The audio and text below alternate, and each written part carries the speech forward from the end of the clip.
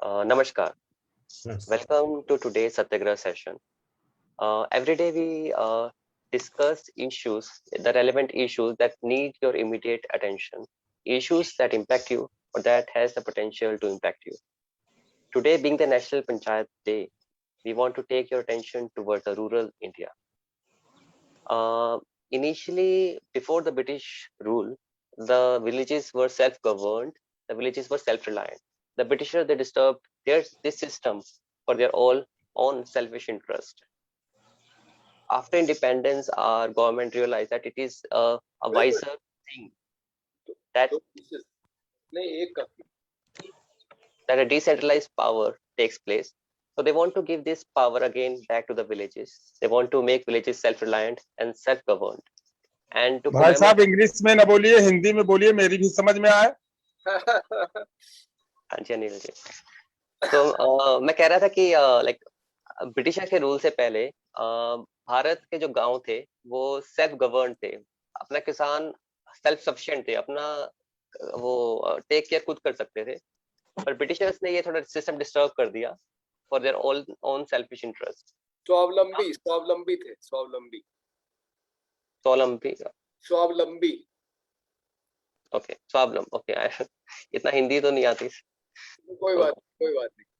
Okay but after जैसे हमारा भारत आजाद हुआ तो हमारे देश की गवर्नमेंट को रियलाइज हुआ कि ये एक हमारे देश के हित में रहेगा कि अगर जो पावर है गवर्निंग की, एडमिनिस्ट्रेटिव पावर और इकोनॉमिकल पावर गांव के पास दोबारा चली जाए। तो उस चीज के लिए उन्होंने पंचायत सिस्टम को और ज्यादा पावर देना आरंभ किया। तो उसको कमेमोरेट करने के लिए, उसको सेलिब्रेट करने के लिए हम हर साल ये नेशनल पंचायत डे सेलिब्रेट करते हैं, एंड जिसमें जिन पंचायत ने काफी अच्छा काम किया हम उनको अवार्ड भी देते हैं गवर्नमेंट की तरफ से। तो वैसे तो जो भारत की हम देखी जाए काफी ज्यादा भाषाएं बोली जाती है, भारत में डिफरेंट कल्चर ट्रेडिशंस फॉलो किए जाते हैं। तो कहीं ना कहीं हर गांव की प्रॉब्लम्स, इश्यूज और लाइफ थोड़ी डिफरेंट होती है। बट ये देखा गया कि जो कॉज है इन इश्यूज का और जो इसका इफेक्ट लोग फेस करते हैं वो कुछ ना कुछ सिमिलर है। सो हम आज के सेशन में भारत के गांव के बारे में बात करेंगे और एक पर्टिकुलर गांव के बारे में बात करेंगे जिसका नाम है राममड़िया गांव। ये है सीतापुर डिस्ट्रिक्ट यूपी में। आज हमारे साथ जुड़े हुए हैं हमारे साथ 3 एमिनेंट पैनलिस्ट जुड़े हुए हैं। हमारे साथ पहले जो स्पीकर है वो है मिस युक्ति चौधरी।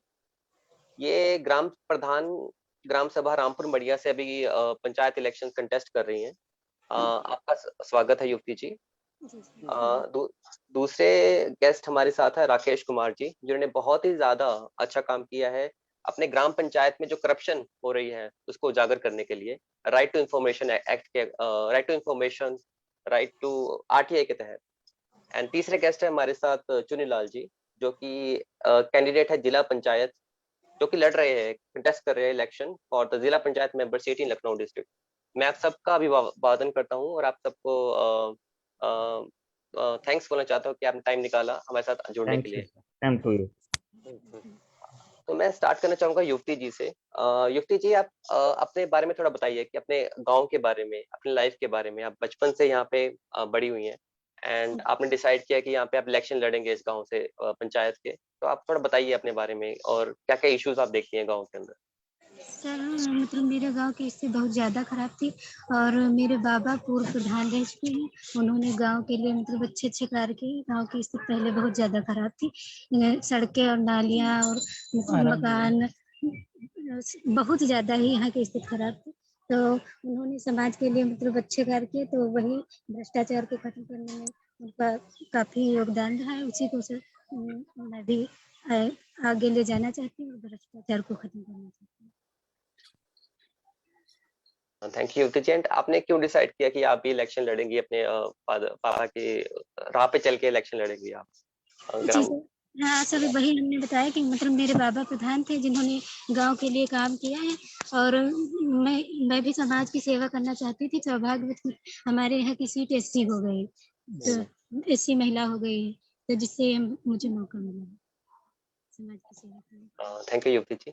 राकेश जी, मैं आपसे जानना चाहूंगा कि अगर आप थोड़ा अपने गांव के बारे में बता सके कि आपके गांव में क्या क्या इश्यूज हैं एंड आपको क्या लगता है कि गांव की स्थिति को सुधारने के लिए क्या-क्या किया जा सकता है? सर अपने हम अपने पर्टिकुलर गांव के हमारे बारे हमारे गांव की सर स्थिति जो है बहुत काफ़ी, मान लीजिए शिक्षा के स्तर पे काफ़ी यहाँ पे मतलब जो है कोई स्कूल नहीं है, और स्कूल का मतलब थोड़ा 1 किलो 2 किलोमीटर के रेंज में है, कोई स्कूल नहीं है। ज़्यादातर लोग जो है अशिक्षित हैं। तो हम लोग मान लीजिए काफ़ी समय से ये देख रहे हैं कि जैसे कई बार हमारे वहाँ सर्वे-वर्वे हुआ तो उसमें आया कि भई आपके वहाँ तो कुछ लोग पढ़े लिखे नहीं हैं, और इस तरह कैसे सब अंगूठा लगाते हैं। तो लोग ज़्यादातर मान लीजिए मेहनत मज़दूरी, कोई भट्ठा पे काम करता है, कोई खेती-बाड़ी में मान लीजिए मज़दूरी करता है। ज़मीनें जो है बहुत कम हमारे वहाँ हैं। हर किसी के पास 1 डेढ़ बीघा ज़मीन है। इस तरह जो है आर्थिक स्थिति लोगों की खराब है। तो जैसे बच्चों को स्कूल भेजना चाहिए, तो स्कूल भेजने के बजाय वो ज़्यादातर मान लीजिए कहीं बकरी चरा रहे हैं पालने के लिए, कहीं जो है भैंसें इस तरह के दे करके। तो इसलिए हम थोड़ा बाहर भी रहे हैं, लखनऊ में काम-वाम करते रहे हैं थोड़ा।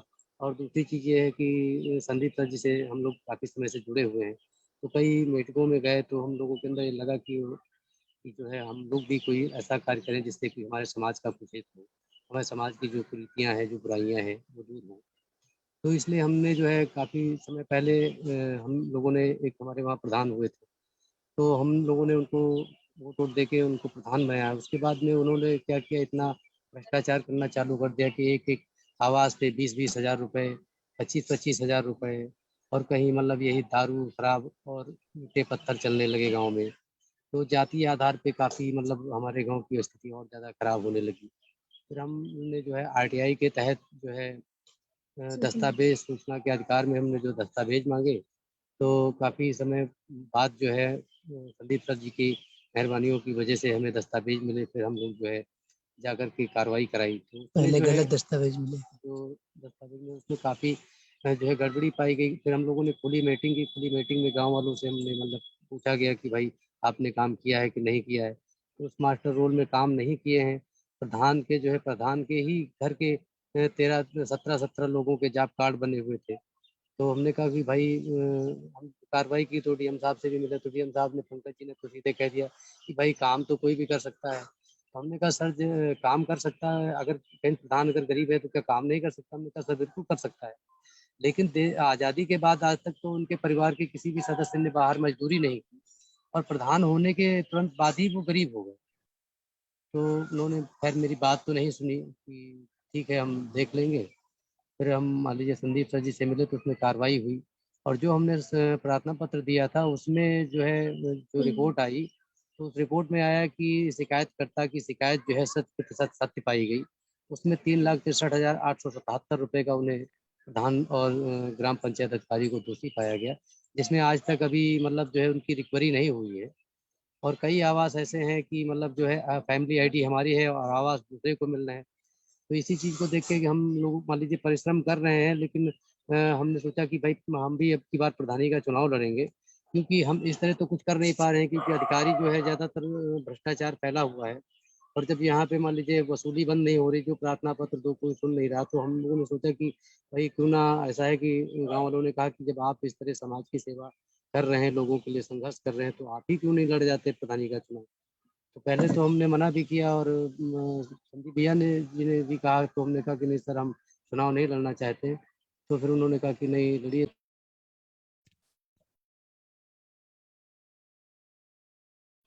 तो हम ये चाह रहे हैं कि मतलब हमारे वहाँ जो भी हो रही है, जो मतलब निःशुल्क कोई सेवा आ रही है, तो वो निःशुल्क सेवा की बजाय जो है लोगों से धन उगाही किया जा रहा है, तो ये सब बंद हो। जो भ्रष्टाचार हो रहा है बंद हो। जो चीज़ को मतलब सरकार दे रही वो मतलब जिसकी है उसे उसके वहाँ तक जो है बराबर पहुँचे, निःशुल्क पहुँचे। बस यही हम लोगों का मतलब जो है हम लोगों की इच्छा है, और इसीलिए हम लोग जो है यहाँ पे मान लीजिए ये कार्य कर रहे हैं।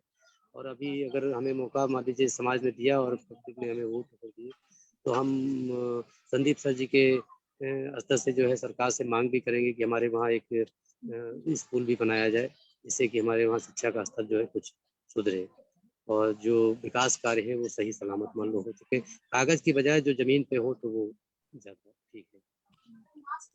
राकेश जी। राकेश जी, आप थोड़ा बताएंगे कि आपने जैसे बताया कि जो आपसे पहले प्रधान थे, जो या प्रेजेंट प्रधान है, उन्होंने जी। काफी करप्शन या घोटाला किया है। हम्म, एंड जो भी गवर्नमेंट की पॉलिसीज होती है या गवर्नमेंट जो भला करना चाहती है किसानों का या वहाँ के जी लोग, किसान के लोगों का, गांव के लोगों का, वो कर नहीं पा रही है बिकॉज बीच में कुछ ज्यादा करप्शन है।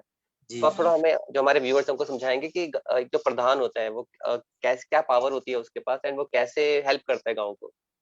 सर प्रधान के पास पावर तो मान लीजिए काफ़ी है, क्योंकि प्रधान तो मान लीजिए ग्राम पंचायत का मान लीजिए मुख्य जो मुखिया होता है, और वो जो है ग्राम पंचायत अधिकारी, और जो उनका वैसे तो मान लीजिए ग्राम पंचायत अधिकारी वो तो मान लीजिए सरकार से नियुक्त किया जाता है।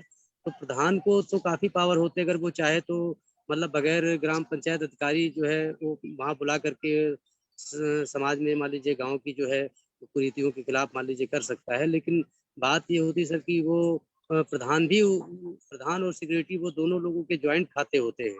तो वो ज्वाइंट खाते की वजह से वो वहाँ पहले ही, क्योंकि हम ब्लॉक भी जा चुके हैं सर कई बार, तो वहाँ तो अधिकारी सीधे कह देते हैं कि हमें मतलब 10% चाहिए या 20% चाहिए, आप काम करें या ना करें हमें इतना चाहिए।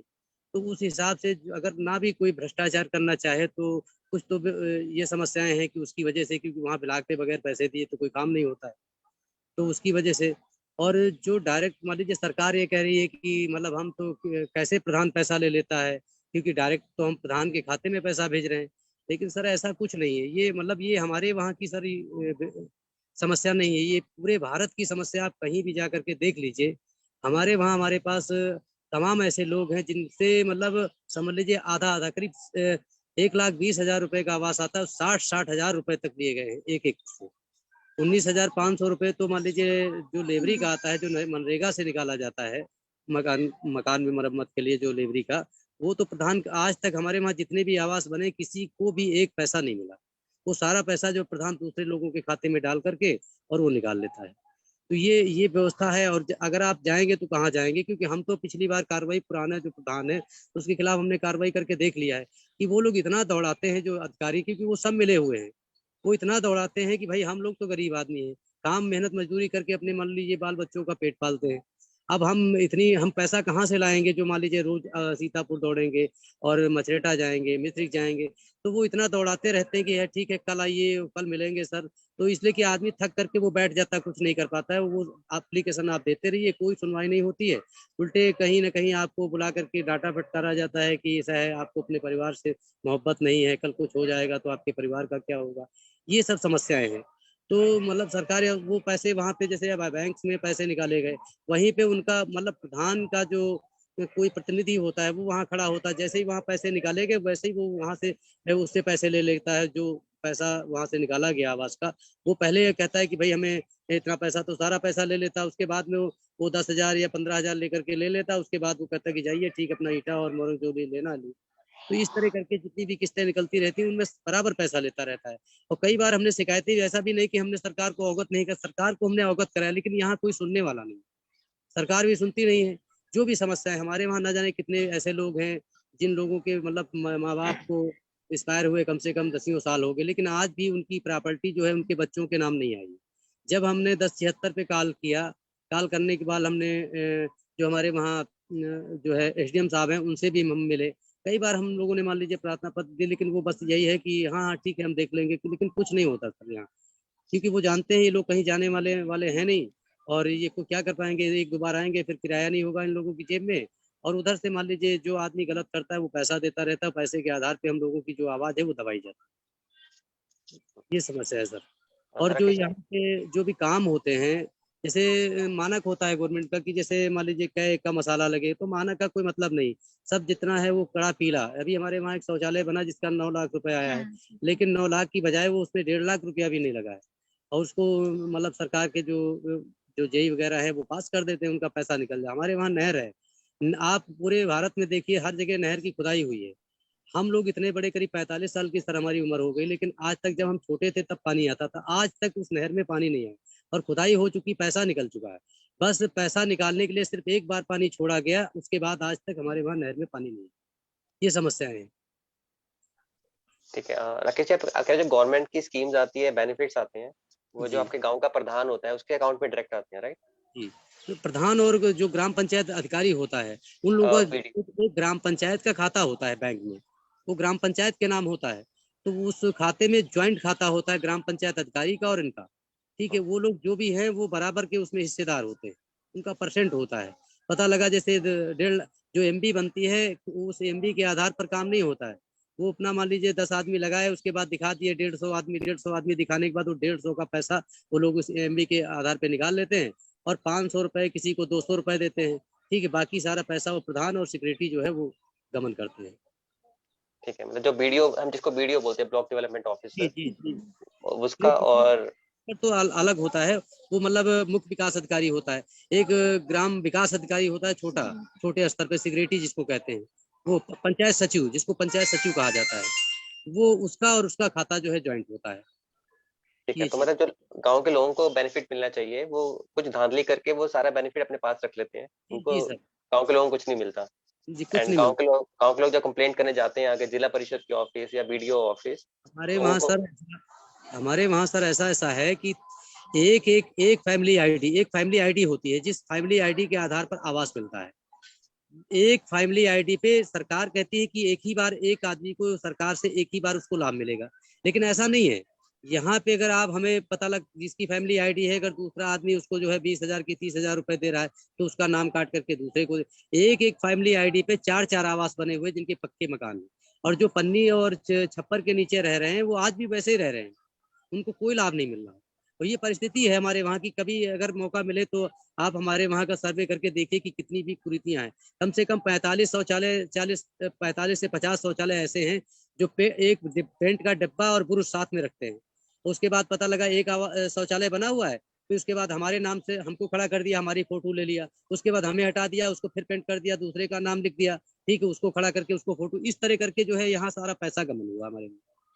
और इसके लिए जो भी हमने कई शिकायतें भी की हैं, लेकिन कोई सुनवाई नहीं हो रही।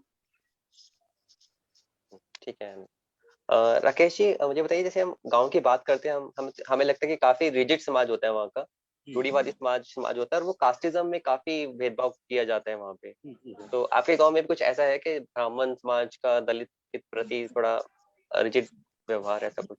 सर है, मतलब बहुत ज्यादा तो नहीं है, लेकिन कुछ अर्थ तक जब से हम लोग मान लीजिए जुड़े हैं, तो कुछ लोग जो बुजुर्ग हैं या जो आप नवयुवक हैं जो साथ में पढ़ लिख रहे हैं या कहीं बैठ उठ रहे हैं, तो उनमें तो थोड़ा कम दिखाई पड़ रहा। लेकिन जो पहले के जो लोग हैं, जो बुजुर्ग लोग हैं, उन लोगों के अंदर आज भी मतलब जो है जातिवाद की जो मानसिकता है, वो उसमें कोई विशेष करके अंतर मतलब नहीं आया है। वो उसी हिसाब से मान लीजिए देखते हैं कि मान लीजिए अगर भी हम कोई भी चीज़ है हमारे वहाँ, मान लीजिए आए हम दलित हैं, अगर मान लीजिए कितना भी साफ पानी करके मान लीजिए उन्हें दे, तो वो पानी नहीं पियेंगे। अगर कोई दुकान से मिठाई या कुछ मंगा करके दे तो उसको खा लेंगे। जब पूछे कि लीजिए पानी पी लीजिए दादाजी या कोई, तो कहते नहीं नहीं हम प्यासे नहीं, हम पानी पानी लेते हैं। तो ये जो समस्याएं हैं बहुत काफी स्तर पे मान लीजिए है हमारे वहाँ। हाँ जी, हाँ जी। राकेश जी, फिर जो वोटिंग होती है गांव में, वो कास्ट के बेस पे दी जाती है कि काम के बेस पे दी जाती है, कैसे दी जाती है? सर यहाँ पे तो विशेष करके तो मतलब ज्यादातर लोग जो है कास्ट के बेस पे जो है, कास्ट के या मान लीजिए दबाव की वजह से कि क्योंकि लोगों के पास मान लीजिए अब इस जो है कोई प्रधान ऐसा करता है कि प्रधानी के इलेक्शन में तो अब विधानसभा से ज्यादा लोग पैसा खर्चा कर रहे हैं, ठीक है। तो वो कहीं मतलब किसी को 20,000, किसी को 30,000, किसी को 10,000, किसी को 5,000, जैसे जिसके घर में 5 वोट हुए, इस प्रकार से भी लोग मान लीजिए जो है लड़ते हैं। तो उसमें जो अच्छे लोग होते हैं उन लोगों को मौका ही नहीं मिल पाता। ऐसा नहीं कि लोग लड़ना नहीं चाह रहे हैं या वो चाह नहीं रहे कि समाज का हित हो, लेकिन उसमें उस पैसे की वजह से जो है और या दबाव की वजह से किसी ने किसी का खेत जोत रखा है तो उसके दबाव में है। तो इस तरह जो है वो मतलब अच्छे आदमी जो लोग हैं वो पहुंच ही नहीं पाते वहां तक, जो किसी भी प्रकार से अपने समाज की या अपने गांव स्तर का जो स्तर जो है सुधार सके। ये समस्याएं सबसे ज्यादा है। और इस समय हमारे वहाँ ये हो भी रहा है। हमारे वहाँ इस समय जो वर्तमान जो प्रधान है, तो वो अब अभी तक जो प्रधान रहे तो उन्होंने नल की मरम्मत भी नहीं कराई। अब इस समय प्रधान नहीं है तो इस समय उनका पैसा बट रहा है, दारू बट रही है, ठीक है, मीट मुर्गा बट रहा है। और कई घरों में उन्होंने मतलब जो इस समय प्रधान नहीं है, जबकि आचार संहिता के खिलाफ भी है, कई घरों में उन्होंने जो है नल दे रखा है। करीब 20-20, 18-18 हजार रुपए का जो इंडिया मार्क का नल आ रहा है, वो उन्होंने मान लीजिए दे रखा है। तो अब उसमें ये मतलब इस तरह जो है वोट की खरीदारी होती है। ओके। तो राकेश जी, आपसे आखिरी सवाल ये होगा कि दलित एम्पावरमेंट के लिए जो पिछड़े हुए वर्ग है आपके गांव में, आप उनके उद्धार के लिए क्या काम कर सकते हैं? सर हम उनके उधार के हम तो ये चाहते हैं कि समाज में मतलब पूरे किसी समाज के लिए पूरे चले, समाज के हाँ। लिए जो काम हो वो पूरे समाज के लिए हो, क्योंकि एग्जैक्टली। संविधान हम सबको बराबर का अधिकार देता है। तो किसी के साथ कोई भेदभाव ना हो, चाहे वो महिला हो या पुरुष हो, या मतलब कोई किसी भी जाति या किसी भी धर्म का हो, किसी के साथ अब तो उसको बराबर हक मिलना चाहिए सबको, कि और सबको बराबर बोलने का अधिकार भी है। पता लगा कि दलित है वो बोल नहीं सकता, जो हाई कास्ट से ताल्लुक रखता है वो जो चाहे वो कर सकता है, तो ऐसा नहीं होना चाहिए। सबको मतलब बराबर का अधिकार है, सबको बराबर जो है रखना, मतलब कोशिश करनी चाहिए कि बराबरी के स्तर पे लाया जाए। थैंक यू राकेश जी। युक्ति जी, आप भी आई थिंक बीच में कुछ कहना चाहती, तो आप अपनी बात भी रख सकती हैं। जी सर, मैं ये कहना चाहती हूँ कि अगर मैं प्रधान हुई तो हमारे गांव के शहर नाली और खड़ंजे बहुत ज़्यादा यहाँ खराब हैं, और नालियों की स्थिति इतनी ज़्यादा खराब है कि मतलब पानी नालियों गांव घरों का पानी नालियों में ना बहकर सीधे रोड पे बहता है, और रोड पे इतने गड्ढे हैं जिससे आने जाने में गांव के लोगों को काफ़ी दिक्कत होती है। और सर यहाँ पे जातिवाद सर है ज़्यादा देखने को मिलता है हमारे गांव में। सर मतलब हाई कास्ट के जो लोग हैं, जैसे वो ज्यादातर लोगों को दबाने की कोशिश करते रहते हैं। अगर कोई मतलब बोलता भी है उनके खिलाफ तो वो 2-4 लोग जाकर उसे शांत करवा देते हैं। तो इस वजह से फिर कोई बोल ही नहीं पाता है। तो बहुत कम लोग हैं जो मतलब समाज के लिए आगे आते हैं उनके हित के लिए। अच्छा, मतलब हाई थोड़ा गुंडागर्दी टाइप करते हैं कि वो। हाँ जी सर जी। सर मैं एक चीज आपसे कहना चाह रहा हूँ कि मेरे वहाँ शिक्षा की जो बात, हमारे वहाँ वैसे तो परिषदीय कोई विद्यालय नहीं जी है, सर। लेकिन मेरी ग्राम पंचायत जो है, क्योंकि मेरे गांव का नाम है मढ़िया और मेरी जो ग्राम पंचायत है वो रामपुर के नाम से है, 2 गांव है सर। तो वहाँ पे मान लीजिए हमारे वहाँ जो हाई कास्ट के हैं उनका एक विद्यालय है, जूनियर हाई स्कूल के नाम से।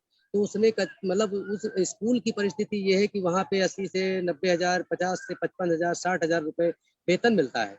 लेकिन स्कूल में जो बच्चे हैं, कभी उनसे अगर ये आप खाली ये पूछ लीजिए काका काका, तो पूछने की बात अलग है, आप उनसे ये सिर्फ पूछ लें कि आपके स्कूल का नाम क्या है, तो अपने स्कूल का नाम तक नहीं बता पा रहे। ये परिस्थिति है कि हमारे स्कूल का नाम क्या है ये भी नहीं जानते। ये स्कूल आपके गांव में है कि दूसरे गांव में है? आप मतलब कह मेरी रहे थे ग्राम कि आप। पंचायत में है, मतलब मेरा गांव थोड़ा दूर पे है, वो मतलब मेरी जो ग्राम पंचायत रामपुर है उसमें है, हम तो मढ़िया में रहते हैं सर। तो ये स्थिति हमारे वहाँ की है कि वो लोग मतलब कोई पढ़ाई लिखाई का मतलब जो है ज्यादातर वो बैठते हैं वहाँ, तो कहीं फसल के बारे में या कहीं किसी चीज के बारे में वो लोग बातचीत करते रहते हैं। बाकी वहाँ पे पढ़ाई लिखाई कुछ नहीं होती है।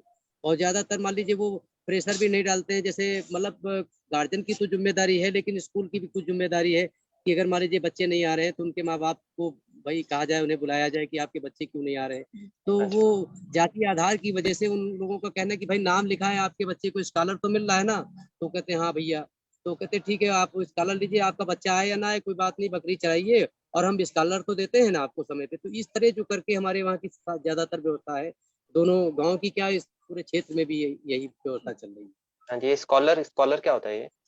स्कॉलर जो सरकारी फीस जो अनुदान गवर्नमेंट देती है बच्चों को पढ़ने के लिए। अरे वो स्कॉलरशिप स्कॉलरशिप वजीफा। ओके, तो वो कुछ ही बच्चों को मिलता होगा ना जो पढ़ने में अच्छे हाँ, होते होंगे। नहीं सभी बच्चे सभी ओके, ओके। युक्ति जी, मैं आपसे एक क्वेश्चन पूछना चाहूंगा कि फर्स्टली जैसे एजुकेशन बहुत इंपॉर्टेंट है हमारी लाइफ में, एंड आज के टाइम पे जितनी इतनी करप्शन फैली हुई है, तो हमें लगता है कि जो अच्छे अच्छे लीडर्स बनेंगे, जो अच्छे एजुकेटेड पढ़े लिखे लोग बनेंगे, वही आगे समाज का उद्धार कर सकते हैं। तो मैं आपसे जानना चाहता हूँ कि आप कहाँ तक पढ़ी हुई हैं, पहला क्वेश्चन। एंड दूसरा, दलित बच्चों के लिए और फीमेल एजुकेशन के लिए आप क्या स्टेप्स लेगी गाँव में? जी सर। सर मैंने बीए कंप्लीट कर लिया है, एमए में सर मेरा एडमिशन हो चुका है। इस समय अभी कोरोना की वजह से स्कूल बंद है। और सर अगर मैं मतलब प्रधान हुई तो सबसे पहले सरकार से यही मांग करूंगी कि मैं मेरे ग्राम सभा में एक स्कूल की स्थापना की जाए, क्योंकि सर हमारे यहाँ लमसम 90% लोग अशिक्षित हैं और वही 10% लोग शिक्षित हैं। तो ओके। सर सबसे ज्यादा मतलब मैं यही चाहूंगी कि शिक्षा का ज्यादा विकास हो। और जो लड़कियां हैं गाँव की, वो स्कूल जाती हैं कि वो घरों में ही रहती हैं? सर घरों में रहते हैं, वही 10% लोग जो शिक्षित हैं उनके यहाँ के मतलब थोड़ा बहुत परिवर्तन हो गया तो बच्चों को वही पढ़ाते हैं। ज्यादातर लोग सर वही घरों के काम करते हैं लड़कियाँ। सर मैं ओके। चाहूँ मतलब मैं प्रधान हुई कि ये लड़कियों की भी भागीदारी हो पढ़ाई लिखाई में, और जो भी आए मतलब हैं अपना कोई सहयोग। हाँ जी, जैसे राकेश ने बताया कि बच्चे स्कूल नहीं जाते हैं, उनको स्कॉलरशिप मिल जाती है घर पे बैठे बैठे। तो उस मेंटेलिटी को तोड़ने के लिए, उस सोच को तोड़ने के लिए आप क्या कर सकती हैं? सर मैं ये करूँगी कि बच्चों को पढ़ाया जाए, और सर उनके माँ बाप से भी ये कहा जाए कि जैसे बच्चों को छगड़ी या मतलब भैंसे चराने ना भेजे, बल्कि उनको मतलब पढ़ाई के लिए टाइम दे और वो मेहनत करें। सर यहाँ पे मजदूरी की भी बहुत ज़्यादा दिक्कत है, क्योंकि 300 रुपये गरीब आदमी कमा पाता है, तो 300 रुपये में पूरी फैमिली चलाना ज़्यादा दिक्कत हो जाती है। तो इस वजह से उनकी भी समस्या भी है कि वो मतलब सर उनकी ये मतलब दिक्कत ज़्यादा है कि समझ लीजिए उनकी मजबूरी है कि बच्चों से कहते हैं कि हाँ चलो भैंसे चराओ या छकड़ी चलाओ, तो जिससे मतलब खर्चा पानी थोड़ा निकल आए। हाँ जी। Thank you Yukti ji, thank you Rakesh जी। तो आपने आई थिंक काफी अच्छे तरीके से बताया कि एक गांव कैसे कैसे इश्यूज फेस करता है, जो गवर्नमेंट के बेनिफिट्स भी आते हैं, जो गवर्नमेंट भला सर करना चाहती है। जी सर, हाँ सर, हमारे यहाँ नल की भी मतलब पानी की बहुत ज़्यादा दिक्कत है। जो पहले से नल लगे हुए हैं सर, वो उनकी पाइपें बहुत ज़्यादा खराब हो चुकी हैं, तो उसमें जंग लगा हुआ पानी आता है। सर कई बार मतलब शिकायत भी की गई है कि मतलब पानी की व्यवस्था बहुत ज़्यादा दिक्कत है, लेकिन कोई सुनता भी नहीं है। सुनता नहीं है, राइट। हाँ, तो वही ये राकेश जी ने भी बताया ये चीज कि लाइक गांव में काफी कुछ करना। हाँ जी, आप कुछ सर कह आप रही हैं? हाँ सर, ये क्या है कि अगर मतलब बीडीओ से कहा जाता है, सेक्रेटरी से कहा जाता है कि सर हमारे यहाँ नल मतलब खराब हो गए, बनवा दीजिए, क्योंकि ज्यादातर सर प्रधान ये कहते हैं जो मतलब उनके खास लोग होते हैं उनके वहाँ ये नल और पानी की व्यवस्था सही है। बाकी मतलब गाँव में जैसे नल लगे सार्वजनिक, वहाँ पे ज्यादा दिक्कत होती है। हम्म, ठीक है।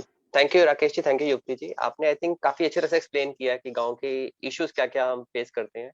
एंड कहीं ना कहीं पार्शियलिटी होती है कि जो ज्यादा पावरफुल है, जिसके पास ज्यादा पैसा है, जी उसके सर। लिए उसके लिए थोड़े बेनिफिट गवर्नमेंट या सेक्रेटरी दे देती है, बट जो आम किसान है या आम गांव वाला है, उससे कहीं ना कहीं उसको वंचित रखा जाता है इन सब चीजों से।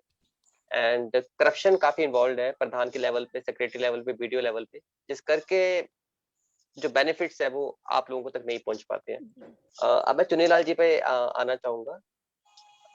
चुनीलाल जी, आप जैसे कंटेस्ट कर रहे हैं जिला परिषद इलेक्शन सीट के, तो आई थिंक आप थोड़ा बीडीओ लेवल पे, जिला परिषद लेवल पे ही अपॉइंट होंगे, राइट?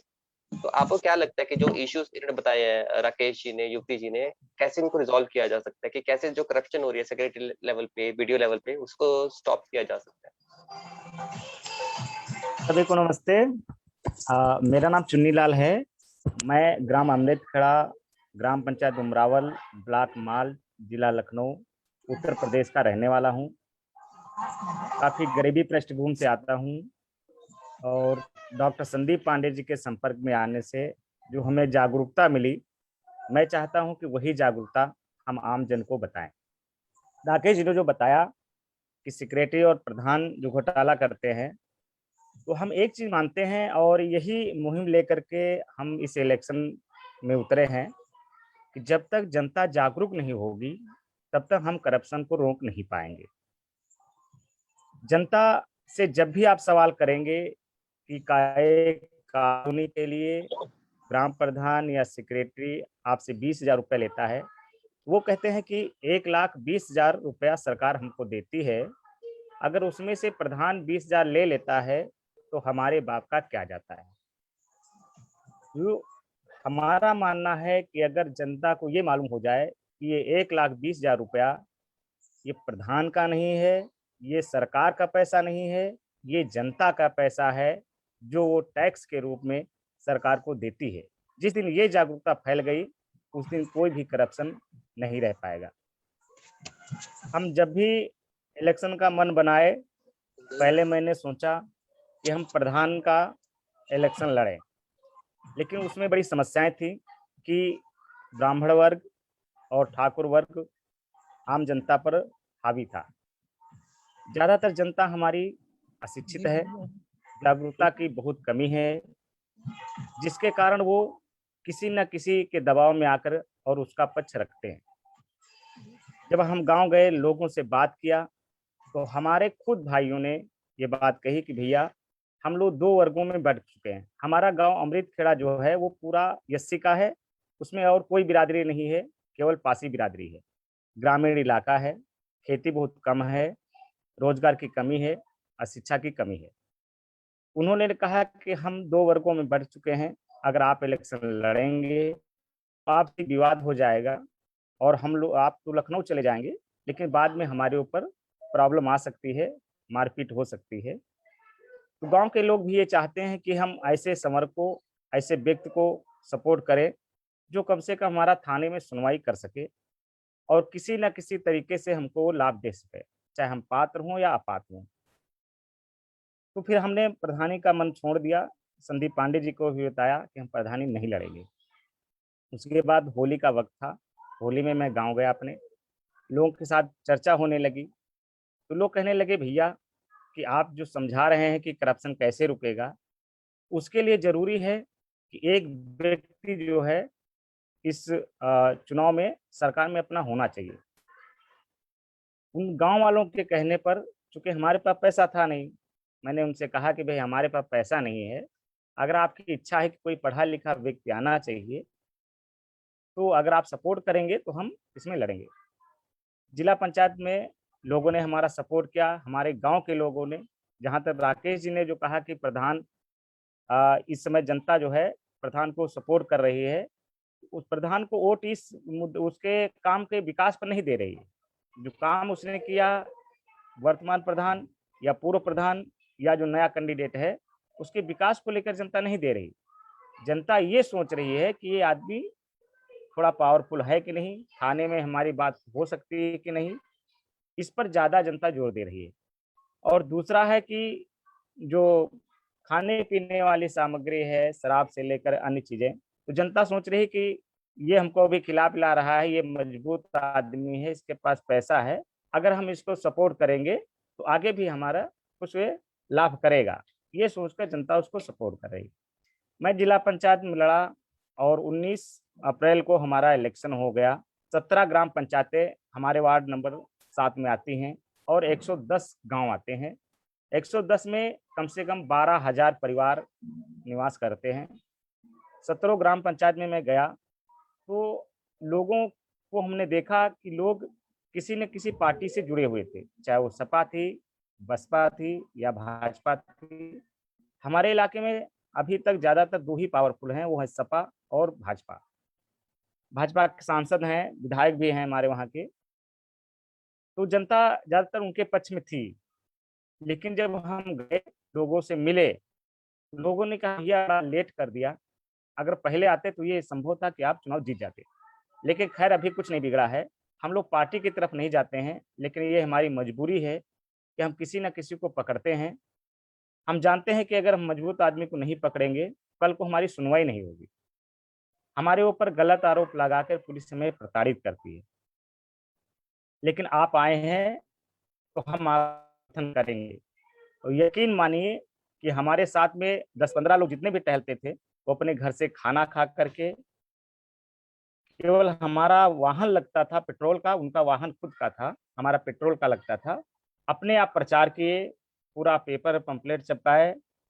कई गांव तो हम ऐसे गए जहां पर लोगों ने आज तक किसी प्रत्याशी को अपने घर में बिठा करके खिलाया नहीं होगा, और हम अनजान उनसे थे, हमने कभी उनसे नहीं मिला। ऐसे ऐसे गांव थे, लोगों ने अपने घर में बैठा करके शरबत वगैरह हमें पिलाया। बोले भैया बड़ा मेहनत कर रहे हो, मोटरसाइकिल से चल रहे हो और धूप इतनी है, तो शरबत पी लीजिए। लोगों ने शरबत हमें पिलाया और हमें उम्मीद है कि इलेक्शन टक्कर का है। पैसा नहीं था मेरे पास, लेकिन जनता का प्यार और जनता का सहयोग था। 19 अप्रैल को वोट पड़ गए हैं, 2 तारीख को काउंटिंग हुई। एक चीज ये रही। दूसरी चीज ये है कि जो व्यवस्था बनी हुई है कि जिस प्रकार जो चीफ मिनिस्टर होता है, उसका सेक्रेटरी चीफ सेक्रेटरी होता है, जो मुख्यमंत्री को सलाह देता है। इसी तरह जो है जो जिलाध्यक्ष होता है, जिला पंचायत का जिलाध्यक्ष, जो त्रिस्तरीय व्यवस्था है, ग्राम पंचायत, क्षेत्र पंचायत और जिला पंचायत।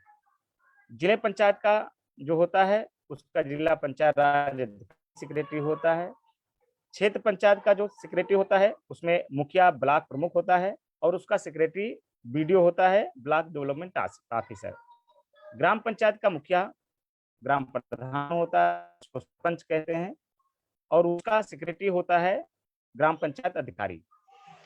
ग्राम पंचायत अधिकारी ग्राम पंचायत का सेक्रेटरी होता है और भू राजस्व का सेक्रेटरी हमारा लेखपाल होता है, जो प्रधान को सलाह देता है कि ये काम होना चाहिए, सरकार की ये योजनाएं हैं, और आप उसके अध्यक्ष हैं, तो आप इस पे सहमति दीजिए ताकि हम आपके गांव में काम कराएं। प्रॉब्लम वहां खड़ी होती है कि हमारा जो प्रधान होता है, सरपंच होता है, वो अधिकतर अनपढ़ होते हैं। उनको नहीं मालूम होता है कि कौन सी योजना में क्या है, कोई गाइडलाइन उनको नहीं पता है। लगभग संविधान ने 57 अधिकार प्रधान को दिए हैं, जो वो कभी नहीं पढ़ते हैं। वो केवल सेक्रेटरी पर डिपेंड होते हैं कि सेक्रेटरी जो बताएगा वही सही है, उतनी ही योजनाएं चल रही हैं। पैसा लेने की जो बात है, तो प्रधान को नहीं मालूम है कि इसमें एक भी पैसा नहीं पड़ता है, लेकिन वो कहता है कि अगर हम सेक्रेटरी को पैसा नहीं देंगे, बीडीओ को पैसा नहीं देंगे, तो हमारे गांव के विकास के लिए जो योजनाएं आई हैं, वो योजनाएं रोक दी जाएंगी। तो किसी भी प्रधान वगैरह को नहीं मालूम है। और अगर कोई भी हमारा शिक्षित प्रधान बन जाए और उसको सारी योजनाओं की जानकारी हो, तो किसी भी अधिकारी की हिम्मत नहीं पड़ेगी कि उसके वहां उससे वो पैसा ले ले। ब्लॉक स्तर पर जो ऑफिस होता है ब्लॉक प्रमुख का और बीडीओ का, वही क्षेत्र पंचायत का ऑफिस होता है। ग्राम पंचायत लेवल पर ग्राम पंचायत भवन बनाए गए हैं, जहां पर ये नियम है कि गांव का जो सरपंच होगा वो वहां पर अध्यक्षता करेगा ग्राम पंचायत ऑफिस में बैठ करके, और सेक्रेटरी जो ग्राम पंचायत अधिकारी है और भू राजस्व का सेक्रेटरी लेखपाल है, वो उसी ग्राम पंचायत में बैठेगा। ग्राम पंचायत में कई गांव लगते हैं, मजरा लगते हैं, उनके बीच में बनाया जाता है। वो इसी उद्देश्य से बनाया जाता है कि आम जनता अपने तहसील, अपने ब्लॉक, अपने जिले पर बहुत बड़ी मुश्किल से पहुंच पाती है, तो उनकी समस्या सुनने के लिए ग्राम पंचायत भवन बनाया गया था, जहां पर सेक्रेटरी और लेखपाल प्रधान सभी मिलेंगे, वही जनता की समस्याओं का निराकरण करेंगे। लेकिन ये बात किसी को नहीं मालूम।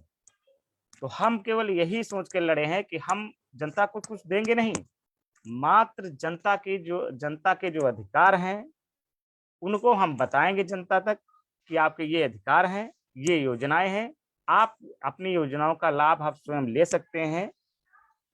और जिस दिन हम ये जागरूकता फैला पाए, हमको इस भ्रष्टाचार से लगभग मुक्ति मिल जाएगी। ये उद्देश्य लेकर के हम चले हैं।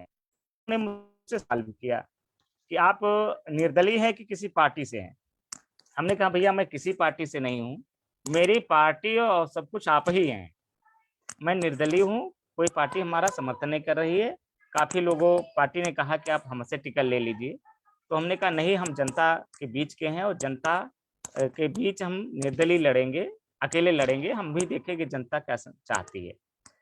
तो जनता का फिर सवाल हुआ कि अरे यार आप पार्टी में नहीं है तो आपका फिर पावर क्या रहेगा। तो उसमें कई प्राइवेट टीचर भी थे, तो उनसे हमने कहा कि हमारा कोई पावर की हमको जरूरत नहीं, हमको जरूरत खाली इस बात की है कि हम आपको आपके अधिकार बताएंगे। जिस दिन मैं अधिकार बताने में सफल हो गया, समझो आपकी योजनाओं का लाभ आप तक मिल जाएगा, हमारा काम खत्म हो जाएगा। बस ये उद्देश्य लेकर के हम जनता के बीच आए हैं। और मैं MBA किया हूँ, मास्टर ऑफ आर्ट्स है, और मास्टर ऑफ बिजनेस एडमिनिस्ट्रेशन, और MA भी करा हूँ मास्टर ऑफ आर्ट्स से, और बीकॉम लखनऊ विश्वविद्यालय से किया हूँ। यही उद्देश्य लेकर हम लड़ रहे हैं।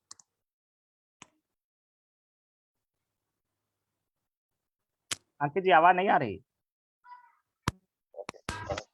हाँ जी, thank you Chunilal ji. I think आपने प्रॉपर अच्छी तरीके से एक्सप्लेन किया जो 3 लेवल स्ट्रक्चर होता है हमारा पंचायती सिस्टम का, ग्राम पंचायत का, देन BDO ऑफिसर का, देन जिला परिषद का। एंड आपने बताया कि आपने ग्राम पंचायत का इलेक्शन इसलिए नहीं लड़ पाए बिकॉज आपको लगता है कि आपकी कास्ट को लोग सपोर्ट नहीं करेंगे गांव की, एंड फ्यूचर में थोड़ी इश्यूज आ सकते हैं गांव में।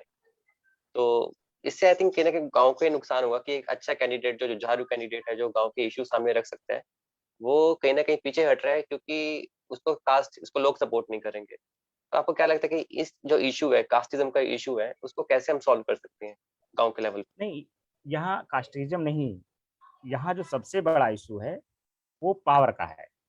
क्योंकि हमारे उधर जो है, जो SC बिरादरी है और OBC बिरादरी है, ये काफी गरीब परिवार के हैं।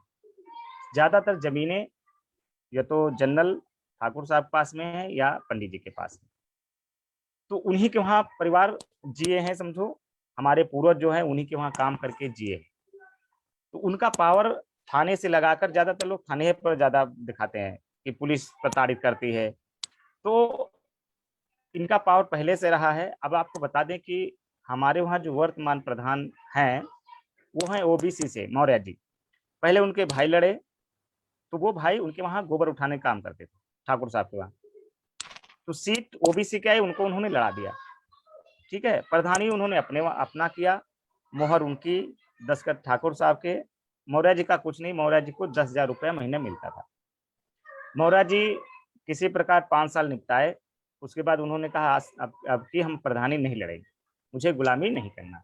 ठीक, फिर उनके मौर्य जी के बड़े भाई, ओबीसी सीट फिर हो गई, तो मौर्य जी के बड़े भाई भी ठाकुर साहब के वहाँ थे, तो उन्होंने उनको लड़ा दिया। ठीक है, तो ऐसे करके हाँ, हेलो हेलो, हाँ जी। हाँ, तो मौर्य जी के बड़े भाई लड़ गए, 5 साल उनका हुआ, 5 साल में वो भी नहीं कुछ बना पाए, लेकिन ठाकुर साहब की पूरी व्यवस्था हो गई, गाड़ी घोड़ा से लगाकर घर पर परिवार पूरा बन गया। इस बार सीट आ गई, वो जनरल आ गई, जनरल महिला आ गई। तो जनरल महिला में क्या हुआ कि ज्यादातर मजबूत या तो ठाकुर साहब थे, या फिर एक जो है तिवारी जी हैं, पंडित जी, 2 ही लोग मजबूत बैठे। तो हमारा गांव, हमारे ग्राम पंचायत में 14 गांव आते हैं।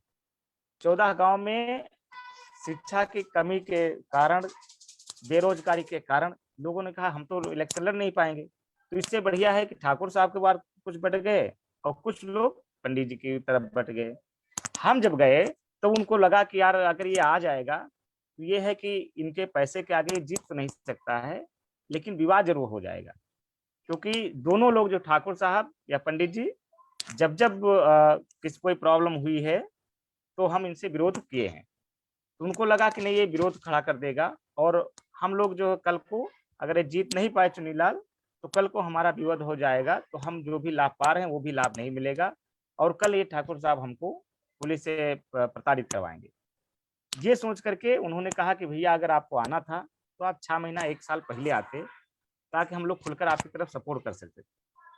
इस बार हम लोग 2 गुटों में बट गए हैं, इस बार हम सपोर्ट नहीं कर पाएंगे। यहाँ हमने देखा कि उनके अंदर जो एक भय था वो हावी था, दूसरा जो शिक्षा की कमी, जागरूकता की कमी, ये 3 चीजें उनके ऊपर हावी थी, जिसके कारण उन्होंने हमको इनकार कर दिया। और तो हमने कहा कि भाई जनता की राय जैसी होगी वैसा ही हम काम करेंगे, क्योंकि हम जनता के लिए काम करने के लिए आ रहे हैं।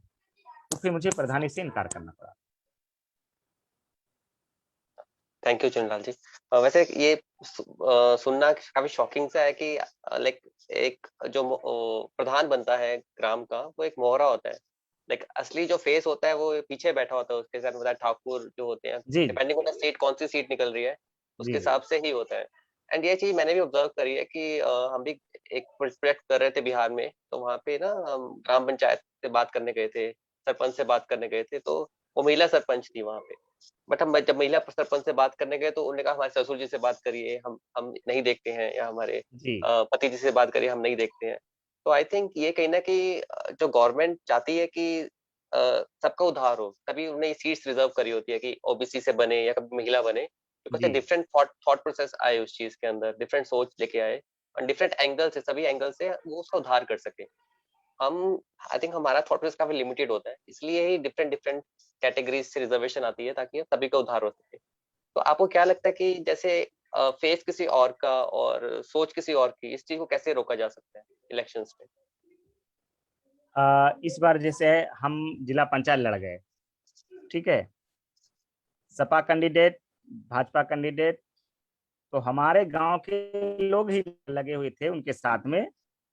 तो दोनों लोगों ने हमको फोन किया, जो पूर्व विधायक भी रह चुके हैं, तो उन्होंने कहा कि अरे चुनीलाल, तुम यार 100-150 वोट पाओगे।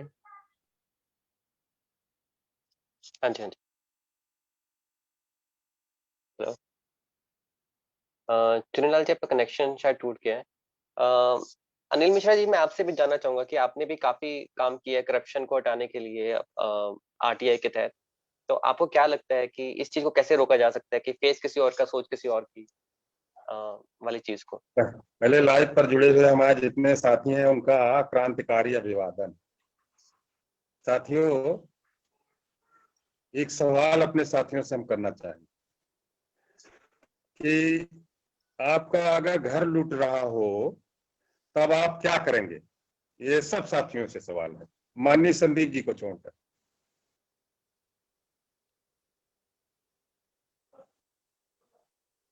कोई जवाब देना चाहेगा? जी सर। हाँ जी, युक्ति जी आप कुछ कहना चाहते हैं? जी सर। सर अगर मतलब घर लूट रहा है तो स्वयं बोलना पड़ेगा, पड़ोसी तो आएगा नहीं बचाने के लिए, इसलिए मतलब खुद में हिम्मत होनी चाहिए लड़ने के लिए। अगर कोई अवैध कर रहा है तो उसके खिलाफ बोलना चाहिए।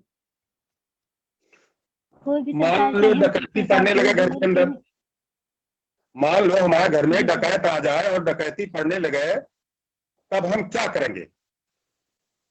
सर पहले तो हम मतलब उससे निपटने की कोशिश करेंगे, बाद में सर कि पड़ोसी जो है उनको बुलाएंगे, जैसे जब मौका मिलेगा कि हाँ इनको भी बुला लिया, अगर हमसे नहीं हो पा रहा है तो, वरना सर पहले तो हमें ही आवाज उठानी पड़ेगी।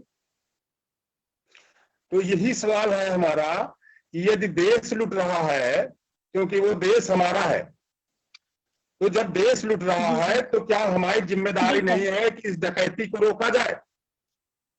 सही बात। जी बिल्कुल जिम्मेदारी है।